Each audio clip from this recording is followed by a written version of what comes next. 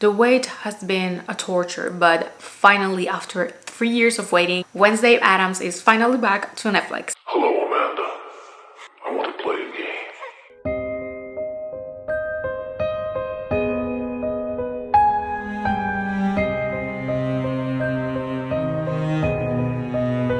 Hey horror freaks, welcome back. As you can see, today's video is my full review with spoilers of part 1 of Wednesday's season 2. Those 4 episodes are now available on Netflix. It's been 3 years of waiting. It's been a lot, but I can tell you that it was definitely worth it. As always, all my reviews are with spoilers, but if you don't want those just to see if this was worth it or not, on the description box down below, you're going to find the link of my spoiler-free review because I like to give you guys those 2 options. Now, before I get into the review, I want to quickly talk about the shirt that I am wearing right now. The shirt that I am currently wearing was kindly sent to me by Raven Smile Designs. Thank you so much. They gave me this shirt that is part of their new Wednesday collection, and they were kindly enough to not only give me this shirt, but they also gave me a code for you guys to use. Before you place your order, you can use the code Raven Horror for 15% off of your order. This code is for you guys to use. Thank you so much to Raven Smile Designs for this. And again, you can check their products at ravensmiledesigns.com, and the code is Raven Horror for 50% off. You're going to find their website, Facebook and Instagram links all on the description box down below. So thank you so much to Raven Smile Designs. And saying all of that, let's get into my review with spoilers of Wednesday season 2 part 1.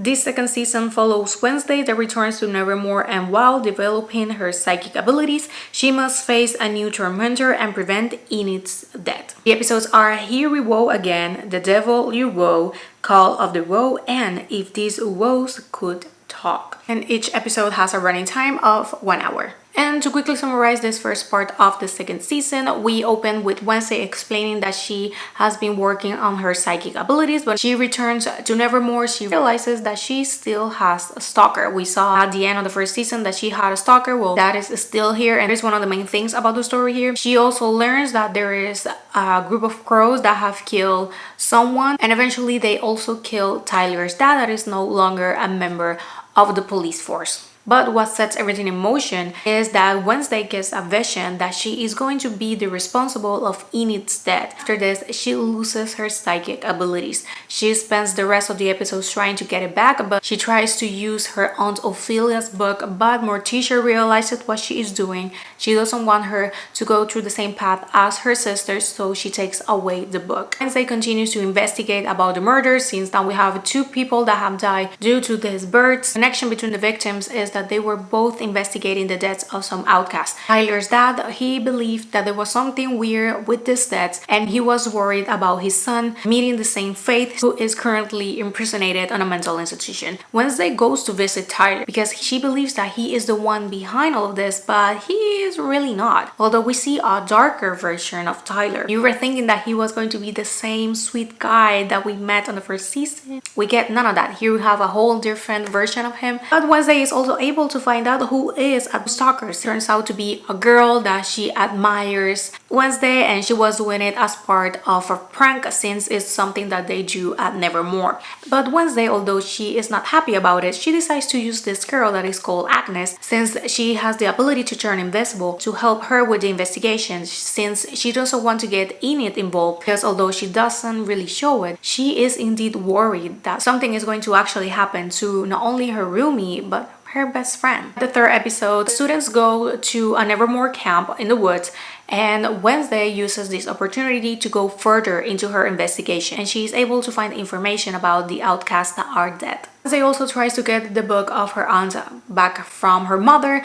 She even challenges her to a duel, but she loses since she wants her psychic abilities back. But Morticia ends up burning the book, leaving Wednesday with the option of going on her own or getting her mother's help. And on the fourth episode, we get Uncle Fester back, going to try to help Wednesday with her investigation. He succeeds on some parts, but he also fails into others. This provokes that the plan that Wednesday had with Enid and Agnes fails. The good part is that Wednesday is able to find out who is the person behind all of the deaths of the outcasts and why. But the downside is that because of what happens in the mental institution, that is where they were with Uncle Fester, Tyler escapes. And how this episode ends is Tyler having this confrontation with Wednesday, and he pushes her out of the window from the second floor to the first, but they aren't inside the building.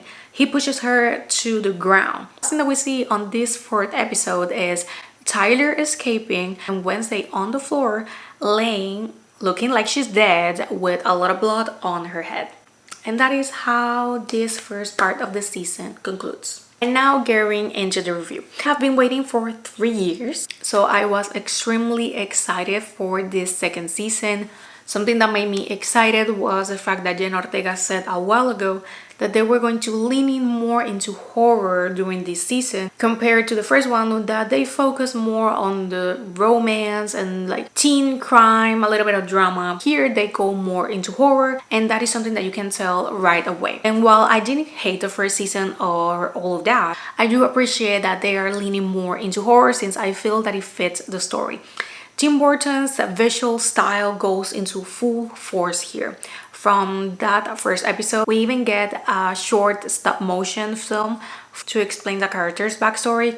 It reminded me to Vincent, that is one of my favorite stop motion films. If you have watched it, you're going to see how similar they are right away, but it's something that I do appreciate. I really like Tim Burton's work. I really like that we get more of his aesthetic. That is something that I love. If you have watched his previous work, you're going to see it. We get a little bit also of Frankenweenie, another stop motion film of his. So good. I really like Frankenweenie, so everything that Tim Burton does, I will love it. But here, having his full visual aesthetic back in his full force is such a good addition.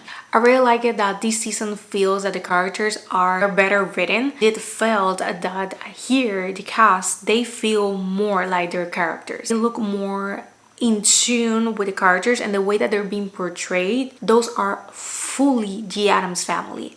Because I am not saying that they weren't on the first season, but for me, in terms of the acting, they felt a little bit short, and also the way that the characters were written, and we didn't get much of them, to be honest. But here, although are only 4 episodes, we get more about Gomez and Morticia, we get the grandma, we get Uncle Fester. They do feel like the Addams. We get more of that family dynamic. Pugsley appears a little bit more now that he is a student also at Nevermore. Yes, the protagonist is Wednesday, but you cannot have Wednesday Addams without her family. And that was another detail that I really appreciated. This season uses a little bit of nostalgia, but in a good way, because sometimes when you're doing a project that is based into something that is old, you tend to use nostalgia as a vessel for you to watch it. But here is just some little details and nods and flashbacks that resemble the look of the characters from the series of the 60s, and it's something that I love that is even in black and white, though they are quick. A little Easter egg of how the characters look back in the day. People complain on the first season about that, how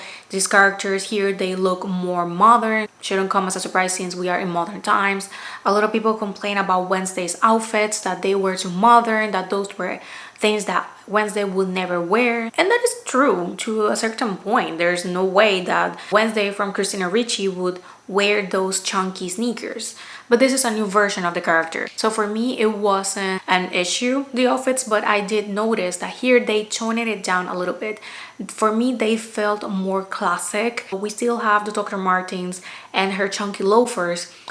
The rest of her attire, although yes, it's modern, but you can see that they are leaning a little bit into her classic look. This is not really a complaint, it's just an observation. I really like it, her outfits regardless. I like the way that she dresses. So I was happy to see that she got her boots once again, but also seeing her in a little bit more classic. I really like that also. The guest cast, I really like them. We got Christopher Lloyd, that is the original Uncle Fester in the Addams Family movie. Here he is a professor. He appears briefly, but I really like seeing him once again. Christina Ricci reappears briefly. Her character doesn't have much screen time, but she reappears. We also got the Steve Buscemi. He is the new director of Nevermore. I really like seeing him here. But unfortunately, we didn't got to see Lady Gaga yet. When it comes to the music, I really like the soundtrack. Fitted perfectly with the scenes and the story and the series in general. they did a good choice with that. For me, this season in general is an improvement from season 1. I didn't hate season 1. I felt that it was good, but there was room for improvement, and this one feels that they took their time, think about those things that they could get better, those little details, the writing, the cinematography, the pace, the story. It feels original, the pace is engaging. They focus more into horror rather than teen drama, so it feels definitely like a more horror crime rather than teen drama. The story is interesting enough for you to be glued to your TV. On those first 4 episodes, I am dying to see what is going to be happening next. I'm expecting the season finale to be a cliffhanger since we have the 3rd season. The series has been renewed for a 3rd season, so I am expecting a huge cliffhanger, but I am so excited. For me, this 2nd season is indeed an improvement and I am happy about it, so I am just hoping that the 3rd season is going to be just as good. On a general note, as you can tell, I enjoyed this first 4 episodes. Of course, I'm going to be watching those last 4, and of course I'm going to be reviewing them. Those ones will be coming on September 3rd. So for me, these first 4 episodes are going to be a 4 out of 5 and an 8 out of 10. They are close to getting to that 10 and that 5 out of 5. I also have to be honest, it's not a 5 out of 5 and a 10 out of 10, but it's close. I am pleased and I am happy because at the end of the day, the wait was worth it. But with this, I have ended this review. Thank you so much for watching. Let me know down below your opinions, and also who is your favorite member of the Addams family. For me, obviously, it's Wednesday, but I also love Thing. But with that, I have ended. Thank you so much for watching, and I'm going to see you guys on my next video. Bye!